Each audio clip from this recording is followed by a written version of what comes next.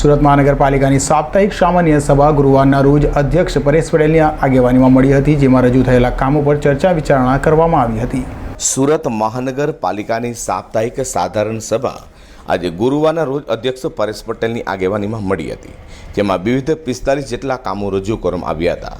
સ્થાયી સમિતિમાં રજૂ કરાયેલા કામો પર ચર્ચા વિચારણા કરાઈ હતી અને અંતે એક કામને મુલતવી રાખી અન્ય કામોને સમિતિએ મંજૂરી આપી હતી, જેમ કે સ્થાયી સમિતિ અધ્યક્ષે વિગતવાર માહિતી આપી હતી। સુરત મહાનગરપાલિકાની આજની સ્થાયી સમિતિની મિટિંગમાં કુલ 39 જેટલા કામો હતા, એમાંથી ફક્ત એક કામ દફતરે કરવામાં આવ્યું છે, બાકીના બધા જ કામો મંજૂર કરવામાં આવ્યા છે।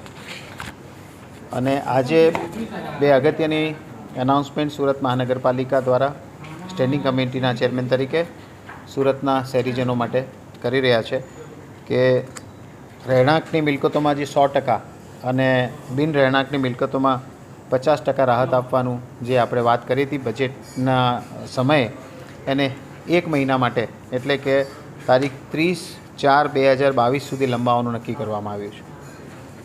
અને બીજી એક અગત્યની વાત સુરતના શહેરીજનો માટે, છેલ્લા ઘણા સમયથી અલગ અલગ ઝોનમાંથી સોસાયટીઓના પ્રમુખો મળીને એમની રજૂઆત એ હતી કે જે રીતે સુરત શહેરમાં અત્યારે જે રીતના પેઇન્ટિંગ થઈ રહ્યા છે, અમે જો અમારી સોસાયટીમાં આ પ્રકારના પેઇન્ટિંગ કરવા માંગતા હોય તો એના માટેની કોઈ નીતિ ઘડવાની વાત હતી।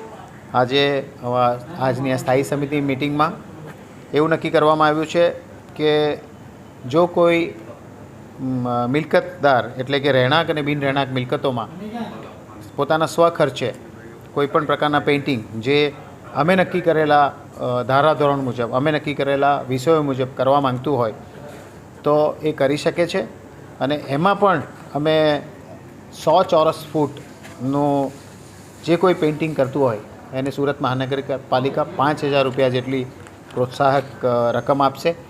અને એક ઝોનમાં 20 જેટલા જો પેઇન્ટિંગો તૈયાર થઈ જાય તો એમની વચ્ચે કોમ્પિટિશન કરવામાં આવે છે આખા શહેર વચ્ચે, અને પ્રથમ આવનારને 1 લાખ રૂપિયાનું ઇનામ, બીજા ક્રમે આવનારને 50,000 અને ત્રીજા ક્રમે આવનારને 21,000નું ઇનામ સુરત મહાનગરપાલિકા દ્વારા આપવામાં આવશે। સુરત મનપાની સ્થાયી સમિતિમાં રજૂ થયેલા કામોને મંજૂરી મળતા હવે શહેર વિકાસ સહિતના કામો વેગ પકડશે। અઝર કુર્સી સાથે હર્ષ સેટા।